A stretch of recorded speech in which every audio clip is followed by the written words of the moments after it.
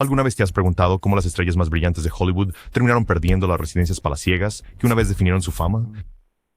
Desde la Casa Blanca de Marfil de Gloria Swanson en Inglewood hasta la finca Mulholland plagada de escándalos de Errol Flynn, estas lujosas residencias deslumbraron con fiestas, invitados estrellas y legendaria extravagancia. Sin embargo, detrás de los muros dorados, amargos divorcios, caídas financieras y demonios personales, deshicieron silenciosamente incluso las mayores fortunas. ¿Qué causó realmente que estos sueños se desmoronaran? Descubramos las historias de 10 mansiones extraordinarias que alguna vez simbolizaron el éxito. Gloria Swanson, la Casa Blanca de Inglewood. En los ruidosos años 1920, la reina del cine mudo Gloria Swanson vivía tan grande como cualquier realeza de Hollywood. En el apogeo de su fama, se vinculó con una mansión palaciega en Englewood, Nueva Jersey, una finca de estilo renacimiento mediterráneo de 2.230 metros cuadrados, más tarde apodada Gloria Crest. Esta villa de color marfil, con sus ventanas arqueadas y techos de tejas rojas, fue construida en 1926 por el conde Stefan Poniatowski para su esposa, y contaba con 8 dormitorios, 14 baños y detalles opulentos que rivalizaban con los modales europeos. En el interior, Gloria Crest presentaba tragaluces de cristal Tiffany que salpicaban los pasillos con luz de colores, molduras doradas, paneles de madera tallada y una majestuosa repisa de chimenea de mármol, reminiscentes de un palacio renacentista. Y jardines exóticos, con árboles raros, se extendían a lo largo de 5 acres, cerrados, completos con un lago artificial, cascadas, un kiosco en una isla e incluso un aviario. Swanson, en realidad, no encargó la construcción de la propiedad, pero para 1929, un giro del destino puso esta mansión en sus manos. Después del colapso del mercado de valores, el conde Stefan perdió su fortuna y vendió la propiedad a Joseph P. Kennedy padre, quien era el amante secreto de Swanson y su asesor financiero. Kennedy, a su vez, regaló la mansión a Gloria Swanson en el apogeo de su relación. Durante un tiempo, la actriz disfrutó de la buena vida aquí, organizando elegantes veladas en los salones de tamaño de banquete y paseando por las cascadas de casi 3 metros y los estanques que embellecían los terrenos. Pero el estilo de vida extravagante de Swanson le estaba pasando factura. Para 1927 ya estaba en apuros financieros debido a errores profesionales y gastos excesivos, reducida a solo $65 en su cuenta bancaria. La implicación de Kennedy resultó ser un arma de doble filo. Aunque financió su película Queen Kelly, el caos en la producción hizo que los costos se dispararan y generó un escándalo. A principios de la década de 1930, su sociedad se deterioró en medio de mutuas sospechas de fraude y traición. Finalmente, la finca de ensueño de Swanson se perdió mientras las facturas se acumulaban y el romance llegaba a su fin. La mansión de Englewood pasó silenciosamente a nuevos propietarios durante la década de 1930 mientras Gloria luchaba por pagar deudas. Exactamente cómo se separó de ella permanece envuelto en rumores, pero su presencia allí cesó abruptamente. Lo que sí sabemos es que la mujer que una vez gastó millones en la década de 1920 estaba esencialmente arruinada a mediados de la década de 1930. Swanson tuvo que despedir al personal, vender activos y retirarse de su palacio. La Casa Blanca de Englewood, con todo su costoso esplendor, se convirtió en solo otro activo liquidado tras su ruina financiera. Décadas después, la mansión en sí cayó en mal estado. Errol Flynn, la escandalosa Mulholland Farm. El estrella de cine aventurero, Errol Flynn, personificó el exceso de Hollywood en los años 1930 y 40, y eso es más evidente en Mulholland Farm, la notoria finca en la cima de la colina que construyó como su patio de recreo personal. En 1941, disfrutando del éxito de películas como Capitán Blood y las aventuras de Robin Hood, Flynn, de 32 años, compró 11.5 acres de terreno privilegiado en Hollywood Hills, cerca de Mulholland Drive. Allí se dispuso a diseñar una mansión de 2 pisos estilo rancho, que era en parte una granja de caballeros y en parte un palacio de placer. El resultado, completado en 1942, fue una extensa casa colonial californiana de 4.000 pies cuadrados con paredes de tablones blancos y un diseño extenso. Presentaba toques completamente estadounidenses, junto con ediciones decadentes, como una casa de casino separada para apuestas de alto riesgo. Flynn no escatimó en gastos para personalizar la casa. Invirtió una fortuna en mejoras secretas. Incluso contrató a los artesanos de Warner Brothers para instalar pasadizos ocultos detrás de las paredes. Famosamente, equipó ciertas habitaciones con espejos de doble cara y mirillas, permitiendo al pícaro actor espiar a las invitadas femeninas desde un desván oculto o obtener vislumbres ilícitos a través de un espejo sobre una cama de invitados. Estas características lascivas, más tarde expuestas en la prensa como el espejo bidireccional de Errol Flynn, consolidaron la infamia de la mansión. Se murió obviamente el escenario de fiestas de Hollywood. Cada domingo, Flynn abrió sus puertas para una jornada de puertas abiertas. casa de fiesta. La sala estaba llena de estrellas y ejecutivos de estudio tomando cócteles. En el casino adjunto se podía encontrar licor fluyendo y juegos de póker donde las fortunas cambiaban de manos. Incluso hay una historia salvaje que dice que el cadáver del actor John Barrymore fue robado y colocado en el estudio de Flynn como una macabra broma por parte de amigos ebrios. El escándalo realmente sacudió Mulholland Farm en 1942, cuando dos chicas menores de edad alegaron que Flynn las había seducido en su finca y a bordo de su yate. El juicio por violación estatutaria convirtió la casa en una sala de guerra legal. Aunque finalmente fue absuelto, los honorarios legales y la publicidad escandalosa marcaron el comienzo de la espiral descendente financiera y personal de Flynn. A finales de la década de 1940, las grietas en la vida encantada de Errol Flynn se habían extendido a Mulholland Farm. Su primera esposa, la actriz Lily DeMita, se había divorciado de él en 1942 y había asegurado una pensión alimenticia considerable para su hijo. Flynn había optado por pagarle en cuotas mensuales, en lugar de una suma global, incluso mientras invertía dinero en terminar la casa, una decisión que, según un biógrafo, terminaría costándole la casa. Flynn frecuentemente fallaba en los pagos de $1,000 y una furiosa Lily lo llevaba de nuevo al tribunal, repetidamente. Mientras tanto, los gastos extravagantes de Flynn continuaban sin cesar. Festejaba y bebía en exceso, quemando dinero tan rápido como llegaba. Las crecientes deudas fiscales y las facturas legales finalmente lo llevaron al borde. En 1953, un Flynn quebrado dejó los Estados Unidos hacia Europa en busca de cualquier trabajo cinematográfico que pudiera pagar lo que debía en impuestos atrasados y deudas a DeMita. Nunca volvió a vivir en Mulholland. DeMita finalmente ganó un fallo judicial en su contra y tomó posesión de la querida finca para satisfacer la manutención no pagada. La propiedad que había visto tal exceso pronto fue vendida por Lily. Flynn literalmente perdió el techo sobre su cabeza debido a la exesposa a la que había intentado engañar. Así, el alegre rancho en Mulholland llegó a su fin mientras las fortunas de Flynn se desmoronaban. Marion Davies, Ocean House en la playa. La actriz de Hollywood Marion Davies, una estrella de la era del cine mudo y amante de larga data del magnate de los periódicos William Randolph Hearst, reinó sobre una de las residencias más extravagantes de la década de 1920, Ocean House, su patio de recreo privado junto al mar en la Costa Dorada de Santa Mónica. Esta finca fue el gran regalo de Hearst para Davies, un extenso complejo de 5 acres completado en 1929 y diseñado por la arquitecta Julia Morgan. A principios de la década de 1930, Ocean House era el tema de conversación en Hollywood. No era solo una mansión, era prácticamente un complejo turístico en sí mismo. La casa principal tenía 3 pisos de altura con 110 habitaciones. Casi tan grande como la Casa Blanca, tal vez más grande, bromeó Marion sobre sus constantes ampliaciones. 4 casas de huéspedes adicionales salpicaban los terrenos para alojar a su familia y amigos VIP, y un personal de 32 sirvientes mantenía todo en funcionamiento. Las comodidades de la finca parecen un sueño. Pistas de tenis, exuberantes jardines formales y una piscina de agua salada climatizada de 110 pies, revestida con mármol italiano. Un puente de mármol veneciano atravesaba el centro de esa piscina y el salón de baile Gold Room de Davies brillaba con detalles dorados para eventos sociales. El costo total, un asombroso gasto de $7 millones por parte de Hearst.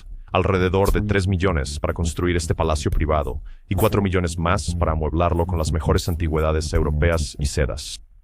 Como comentó la actriz Colleen Moore, Ocean House era la casa más grande en la playa entre San Diego y Vancouver. Durante la década de 1930, Marion y Hearst organizaron fiestas legendarias en la casa de la playa, entreteniendo a todos, desde Charlie Chaplin y Greta Garbo hasta luminarias políticas. El champán fluía en sus salones ornamentados con espejos y las estrellas bailaban bajo candelabros de cristal. Sin embargo, a mediados de la década de 1940, las mareas de la fortuna cambiaron. El imperio editorial de Hearst fue duramente golpeado por la Gran Depresión y la austeridad de la guerra. Para 1937, estaba en una grave crisis financiera. Obligado a vender arte y pedir préstamos, mantener múltiples propiedades enormes, se volvió insostenible. A medida que la salud de Hearst declinó en la década de 1940, Marion Davies tomó la dolorosa decisión de vender su amada Ocean House en 1947 por $600,000, una fracción de su costo original. El comprador fue el hotelero Joseph Drown, quien rápidamente convirtió la mansión en un hotel de lujo y club de playa.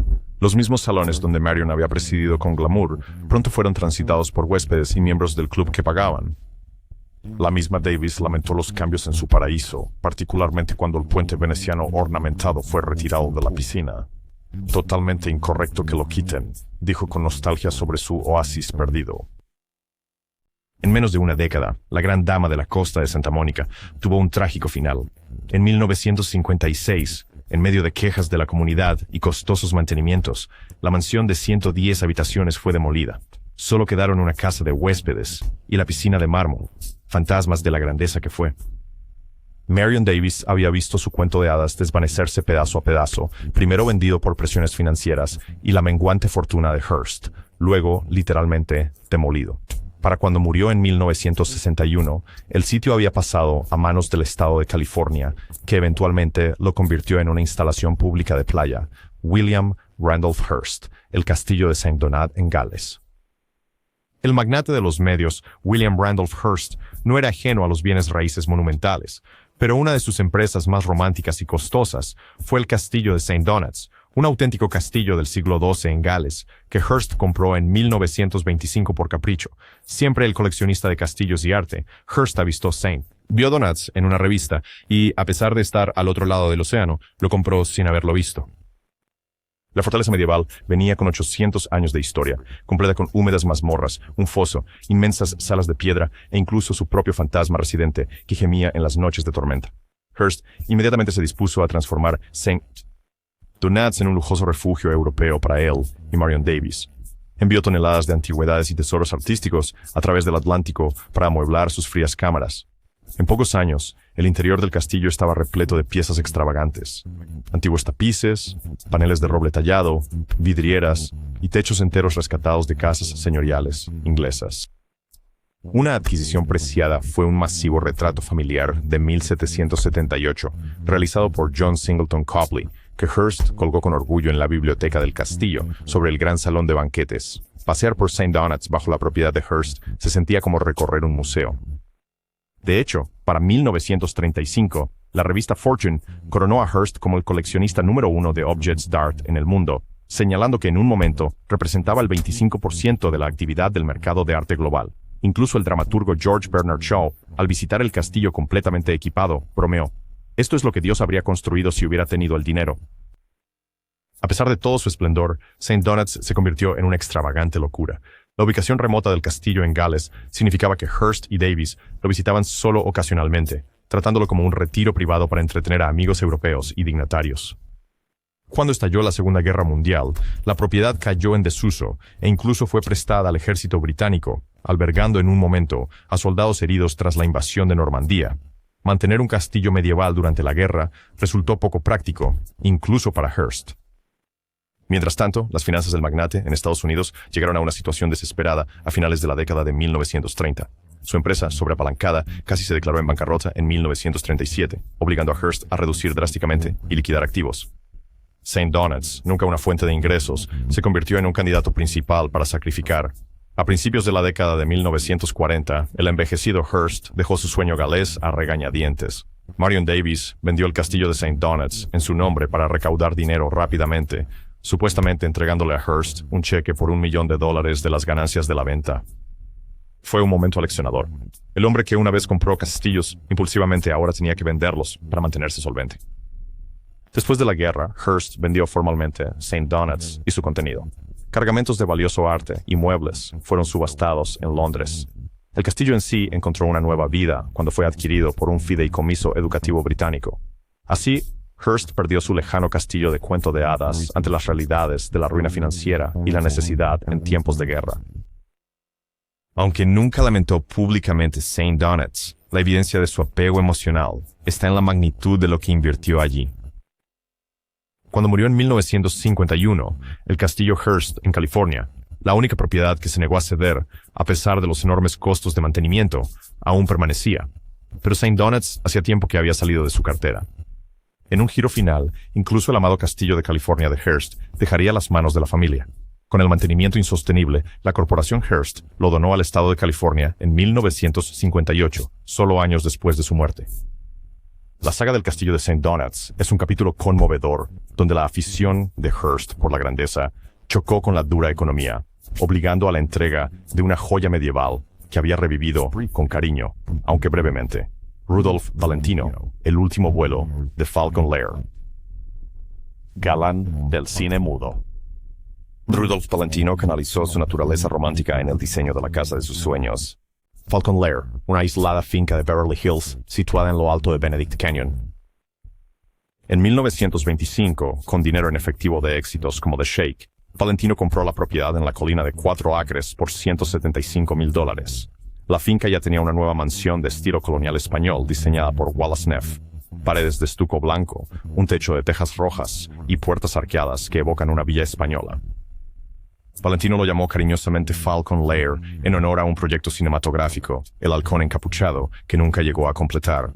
Procedió a amueblar lujosamente la mansión de 16 habitaciones con tesoros de sus viajes.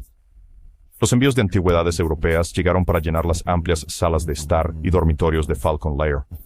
La estrella instaló con orgullo estatuas de mármol italiano, espejos dorados y alfombras orientales de felpa. Incluso adornó el paisaje con cipreses y olivos italianos importados, creando jardines en terrazas que otorgaban a la finca una ambientación mediterránea.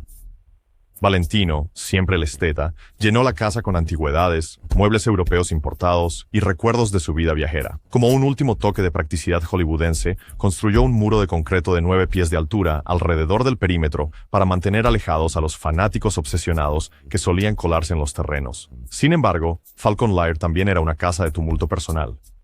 Valentino la compró con la intención de compartirla con su esposa, la diseñadora Natasha Rambova, pero su matrimonio se desintegró solo meses después. Para 1926, el recién divorciado Valentino vivía allí mayormente solo. Sin embargo, no vivía como un recluso. Falcon Lair fue escenario de fiestas extravagantes mientras Valentino acogía a la élite de Hollywood, y las logias en la cima de la colina resonaban con música y risas hasta tarde en la noche.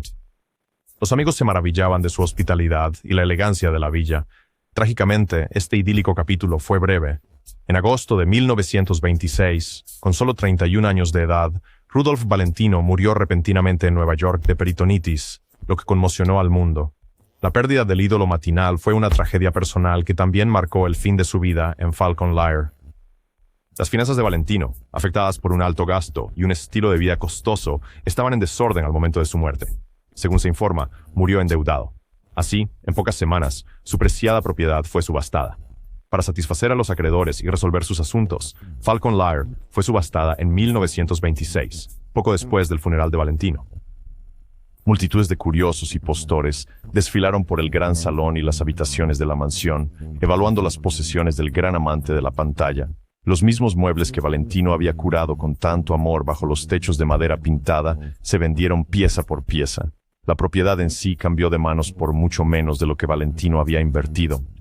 En un solo golpe rápido, la casa de ensueño se perdió, siendo víctima tanto de la necesidad financiera como de la ausencia de su creador. Durante las décadas siguientes, Falcon Lair pasó por muchos propietarios, pero el espíritu de Valentino permaneció. La mansión ganó la reputación de ser una casa embrujada, y algunos afirmaban que el fantasma del actor vagaba por sus pasillos, lamentando su refugio perdido. Ya sea que uno crea o no en tales historias, el destino de Falcon Lair es indiscutible. Nacido de la visión romántica de Valentino y perdido debido a la cruel vuelta de su muerte prematura, se erige como un símbolo conmovedor de la naturaleza efímera de la fama y la fortuna en la era dorada de Hollywood. Zsa Zsa Gabor, la mansión Barbie en Bel Air. Ninguna lista de estilos de vida lujosos está completa sin Zsa Zsa Gabor, el icono del glamour famosa por sus diamantes y su ingenioso humor.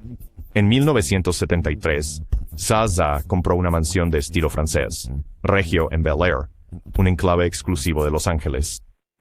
Pintada de un amarillo canario y situada en una colina con vistas panorámicas de la ciudad, la casa se convirtió en su apreciada residencia durante las siguientes 4 décadas. Gabor no perdió tiempo en dejar su sello personal en la propiedad.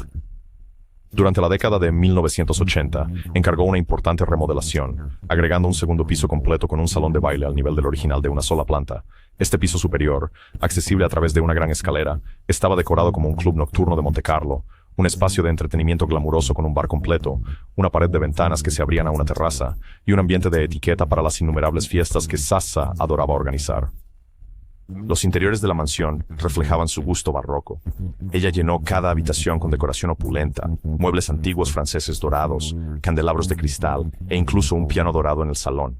Un armario se convirtió en leyenda, supuestamente conteniendo 5,000 vestidos y trajes, toda una habitación dedicada a su suntuoso guardarropa. Y de hecho, la lista de invitados era tan dorada como el mobiliario. La reina Isabel II tomó té en la sala de estar de Zsa Zsa. Los presidentes estadounidenses Ronald Reagan y George H. W. Bush cenaban bajo sus candelabros y Elizabeth Taylor se daba una vuelta para las soirées. Esta mansión también venía con su propio folclore de Hollywood. Según el obituario de Sasa en The New York Times, la propiedad fue construida por Howard Hughes y anteriormente fue propiedad de Elvis Presley. Para César Tessa era el símbolo definitivo de haber triunfado en la sociedad de Hollywood a pesar de ser una inmigrante húngara. Adoraba tanto la casa que nadaba desnuda en su piscina cada mañana y a menudo posaba para fotos de prensa en sus jardines cuidados. Sin embargo, con el paso de los años, el glamour dio paso a la cruda realidad. Para la década de 2010, la salud de Gabor estaba en fuerte declive. Estaba postrada en cama después de una lesión de cadera y una amputación de pierna, y las facturas médicas se acumulaban. La otrora gran anfitriona ya no podía entretener, y su noveno esposo, Frederick von Anhalt, luchaba por mantener la costosa propiedad y el cuidado de enfermería a las 24 horas. Estalló una disputa familiar cuando von Anhalt decidió vender la mansión de Bel Air en 2011 para cubrir costos, un acto al que se opuso la hija de Satya, Francesca Hilton. En un acuerdo agridulce, la casa fue vendida a inversionistas por $11 millones en 2013, con la condición de que Sasa pudiera vivir el resto de su vida allí. Esencialmente, la propiedad de los Gower se había ido, vendida debido a la necesidad financiera y las crecientes deudas de atención médica, aunque ella permanecía bajo su techo. Cuando Sasa Gower falleció en 2016 a la edad de 99 años, lo hizo en el hogar al que había dedicado tanta atención, pero que ya no poseía. Los nuevos propietarios no perdieron tiempo. Después de su muerte, demolieron partes de la estructura para dar paso a la remodelación. Así terminó la saga del Palacio de Satsa, un lugar de innumerables cócteles y visitas de celebridades, finalmente sacrificado para pagar el capítulo final de su vida. El dramático contraste entre la animada anfitriona socialite y su tranquila salida en la cama de hospital bajo presión financiera subraya cómo, incluso para los fabulosamente ricos de Hollywood, las fortunas pueden cambiar de repente. Johnny Weissmuller, el paraíso perdido de Tarzán. ¿Cómo? Tarzán de los monos. Johnny Weissmuller se columpiaba en lianas de la jungla y como estrella de Hollywood se lanzó a lo grande, construyendo una finca única en su tipo en los años 30 en Bel Air. Recién salido de la gloria olímpica en natación y del nuevo estrellado cinematográfico, Weissmuller contrató al arquitecto Paul R. Williams para diseñar la casa de sus sueños en el número 414 de St. Pierre Road, un palacio italiano rosa situado en 3.5 acres ondulantes. Completada en 1932, la mansión era una extensión de 8.700 pies cuadrados, una mezcla de estilos de renacimiento mediterráneo, parte renacimiento italiano, parte colonial español, con paredes de estuco blanco y un techo de tejas rojas. Pero Weissmuller mismo tuvo una enorme influencia en el diseño. Un hombre de gustos desmedidos, solicitó características que reflejaban su personaje selvático en pantalla y su amor por la tecnología moderna. La más famosa fue la piscina serpenteante de 300 pies que serpenteaba alrededor de la casa como una laguna tropical. Alimentada por una cascada eléctrica y atravesada por puentes peatonales decorativos, esta no era una piscina común. Se curvaba ingeniosamente a través de los jardines paisajísticos, lo suficientemente grande como para que Weissmuller supuestamente remara un pequeño bote en ella. El Los Angeles Times bautizó la propiedad como un jardín internacional por su extensa variedad de plantas raras, terrazas e incluso una característica de canal estilo veneciano. En el interior, la mansión estaba suntuosamente decorada con altos techos artesonados, molduras de flor de lis pintadas a mano, chimeneas de piedra tallada y una gran escalera con una puerta de palacio español importada hecha de hierro dorado. Una albergaba un majestuoso salón de baile y una sala de juegos donde Johnny tenía un bar personalizado, mesa de billar e incluso un proyector de cine con una pantalla desplegable para proyectar sus últimas películas a amigos. Esta fue una casa construida tanto para el espectáculo como para el juego, igualmente adecuada para recorridos benéficos por el jardín y ruidosos juegos de póker durante toda la noche. De hecho, Weissmuller recordó más tarde sobre el póker de altos riesgos en esa misma sala de juegos, donde un hombre podía ganar o perder $50,000 en una noche en medio de la fiesta de la era de la prohibición.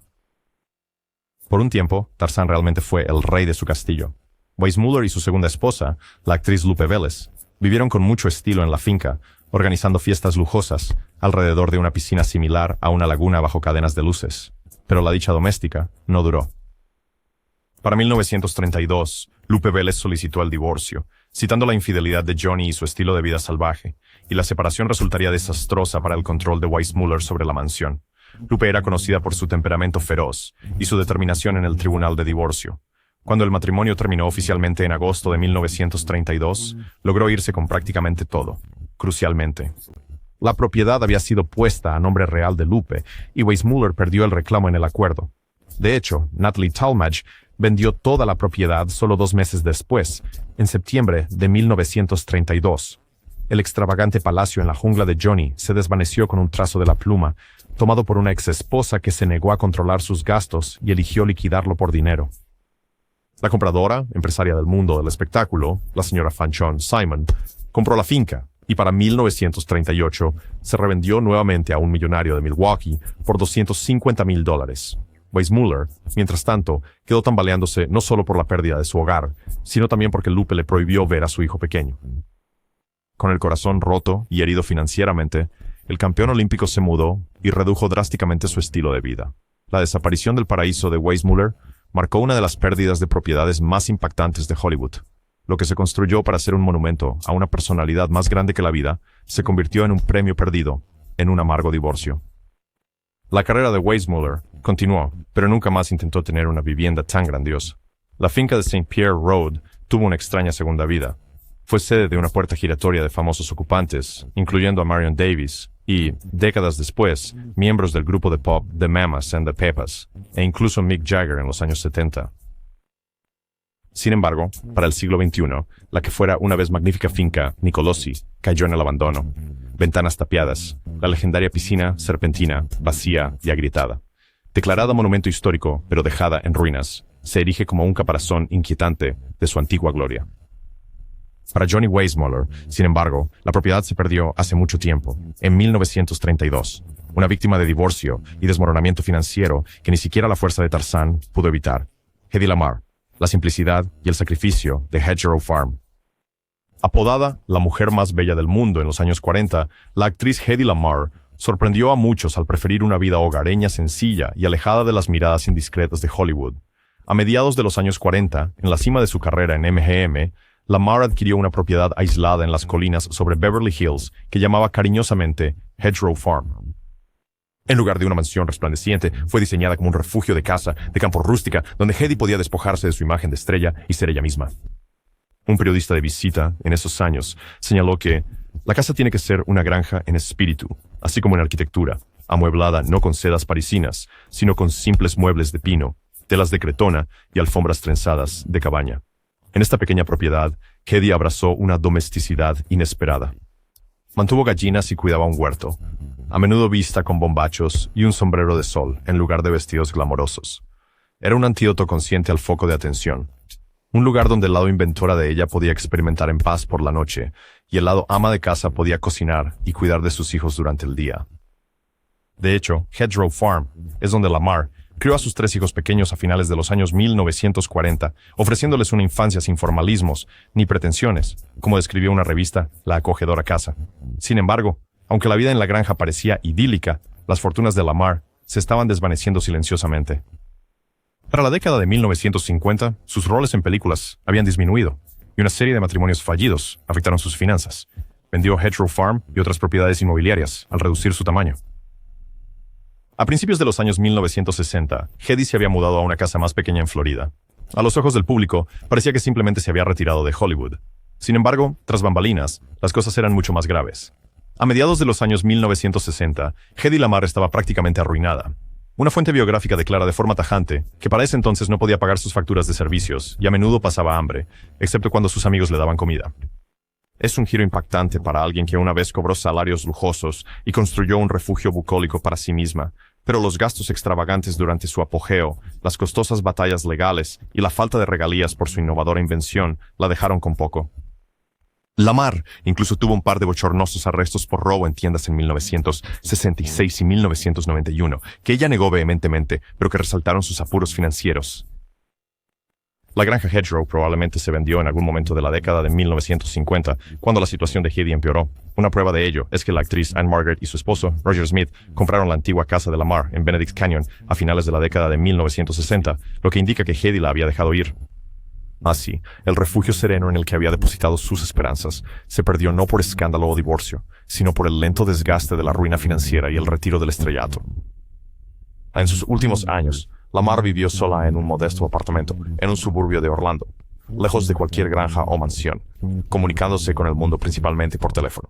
Cuando murió en En el año 2000, dejó una herencia valorada en alrededor de $3,3 millones, una fracción de lo que tenían sus pares, y gran parte de ella proveniente de una paga por una invención tardía en lugar de sus antiguas grandes ganancias de Hollywood. La historia de Hedy Lamarr es sutil en nuestra lista. La renovación de su mansión fue en realidad una simplificación, convirtiendo una casa elegante en una granja, y la pérdida ocurrió como una venta discreta en lugar de una ejecución hipotecaria que llamara la atención. Pero a su manera, es igual de dramático. La brillante estrella que una vez anheló la simplicidad terminó sus días en la oscuridad habiendo sacrificado su querido hogar y estilo de vida para sobrevivir cuando el foco se desvaneció. Howard Hughes, el ermitaño de la mansión Muirfield, el excéntrico multimillonario, Howard Hughes vivió en muchos lugares, suites de hotel en áticos, posadas en el desierto, incluso bungalows secretos.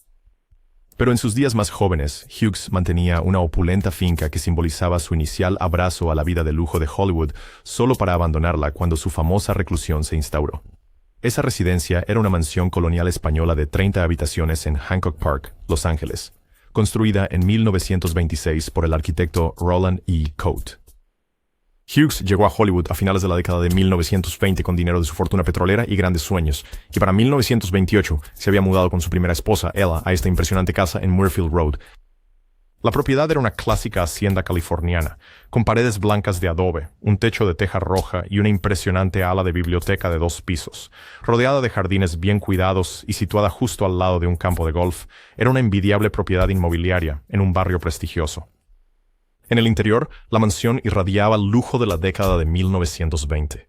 Un amplio balcón en voladizo se extendía por todo el patio central, con vista a una fuente de azulejos.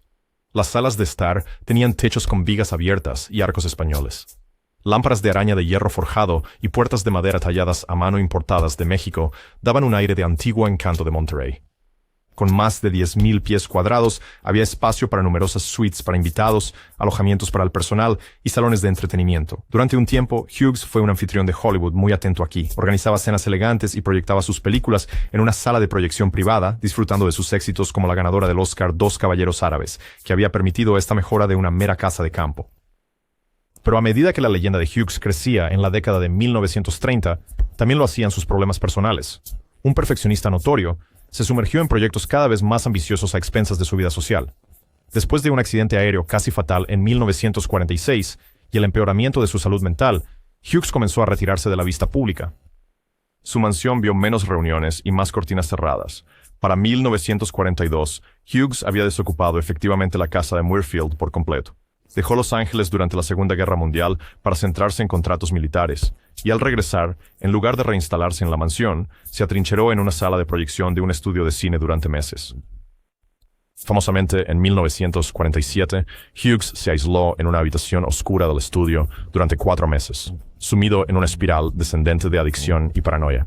La gran casa de Hancock Park permaneció mayormente desocupada, atendida por cuidadores, mientras Hughes deambulaba entre suites de hotel. A principios de la década de 1950, Hughes vendió formalmente la propiedad y nunca más poseyó una casa tradicional. En su lugar, se instaló permanentemente en áticos sellados, primero en el Beverly Hills Hotel de Los Ángeles y luego en el Desert Inn de Las Vegas. Esencialmente, Hughes perdió su mansión no por dificultades financieras, sino por un retiro psicológico.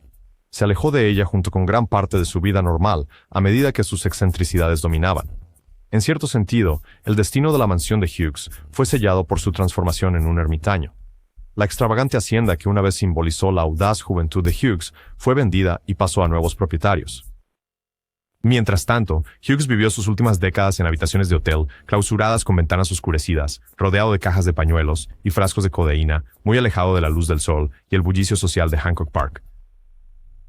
Cuando murió en 1976, su patrimonio personal consistía en unos pocos arrendamientos de hoteles y propiedades industriales. Su espléndido hogar hacía mucho tiempo desaparecido. La historia es conmovedora, una mansión efectivamente perdida por una tragedia personal, ya que la enfermedad mental y el miedo llevaron a uno de los hombres más ricos del mundo a renunciar a los lujos de su riqueza. La propiedad de Hancock Park de Hughes, con sus pasillos vacíos, se erige como un testigo mudo de esa transformación. Una vez llena de promesas y fiestas, luego vaciada por el fantasma de un hombre que ya no quería ser visto, Buster Keaton, la villa italiana de sueños rotos. Genio del cine mudo.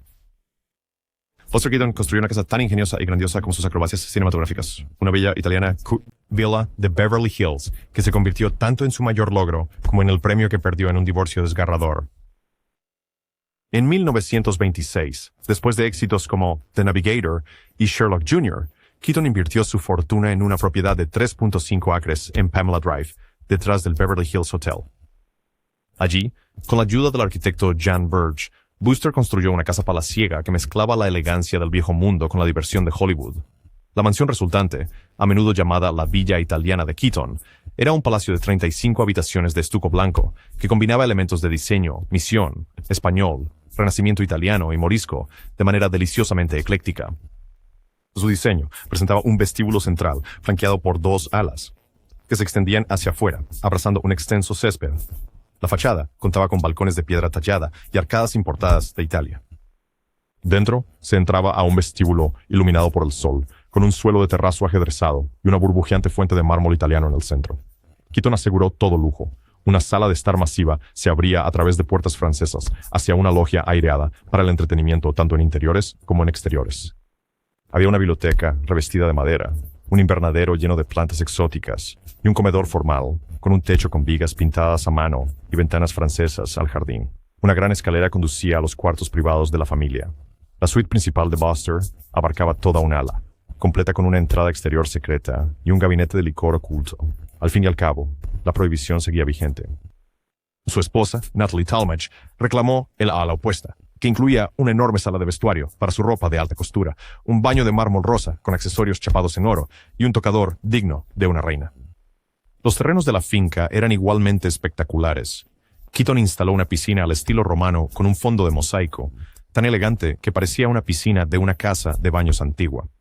Beverly Hills Nurseries diseñó los jardines, plantando huertos de cítricos, parterres de rosas y setos de arbustos fragantes. Dado el amor de Booster por los deportes y los juegos, también añadió una sala de billar con una mesa de billar trucada y un sistema de proyección para mostrar sus películas a sus amigos. Los fines de semana, la Villa Keaton se convertía en el centro de fiestas. Legendarios juegos de póker se desarrollaban en la sala de juegos, y estrellas como Charlie Chaplin y Douglas Fairbanks eran invitados habituales, ya que vivían cerca. Durante un tiempo, esta gran finca simbolizó el imperio cómico y la felicidad personal de Buster. Él y Natalie tenían 2 hijos pequeños que retozaban en ese gran jardín, y el futuro parecía dorado. Luego vino la caída. A finales de los años 1920 llegaron los problemas personales y profesionales. El estudio independiente de Keaton fue asumido por MGM, restringiendo su libertad creativa, y empezó a beber mucho debido al estrés. Natalie, frustrada y acostumbrada al lujo, se distanció. Para 1932, solicitó el divorcio, y fue un escándalo. Natalie Talmadge no solo dejó a Booster, lo dejó en la ruina. En el acuerdo de divorcio, Natalie obtuvo la custodia completa de sus hijos, y de manera crítica se quedó con toda la propiedad de Beverly Hills, que por un error fatal de Buster había sido puesta a su nombre. Buster Keaton perdió su villa italiana prácticamente de la noche a la mañana. En septiembre de 1932, solo 2 meses después del decreto de divorcio, Natalie vendió la mansión y los terrenos a la familia de un director de danza de MGM. A Keaton se le prohibió pisar la propiedad que había diseñado y amado. El comediante, que alguna vez había valido millones, quedó con casi nada. Natalie incluso había vaciado sus cuentas conjuntas. Devastado, Buster cayó más en el alcoholismo, llegando en un momento a un sanatorio. Más tarde dijo, de ese periodo, me refugié en la botella, y durante 3 años no me importaba si vivía o moría. La villa que debería haber sido su legado se convirtió en un doloroso recordatorio de lo que había perdido debido al divorcio y el colapso financiero. En años posteriores, Keaton se recuperó profesionalmente y encontró felicidad en una casa más pequeña, pero nunca volvió a poseer una finca de esa magnitud.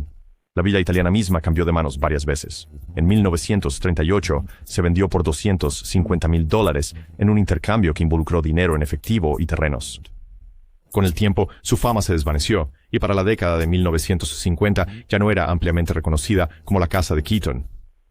Finalmente, como muchos de los viejos hitos de Hollywood, la mansión fue demolida en los años 1950, su terreno subdividido para nuevas casas. Hoy, solo el nombre de la calle Pamela Drive y las fotos de archivo insinúan su antigua gloria. La destrucción de la propiedad, mucho después de que Buster la perdiera, se siente como un epílogo de su tragedia, el borrado físico de un sueño. El propio Keaton vivió hasta 1966, recuperando algo de reconocimiento en su carrera tardía. Honor. Pero la villa italiana siguió siendo la que se escapó.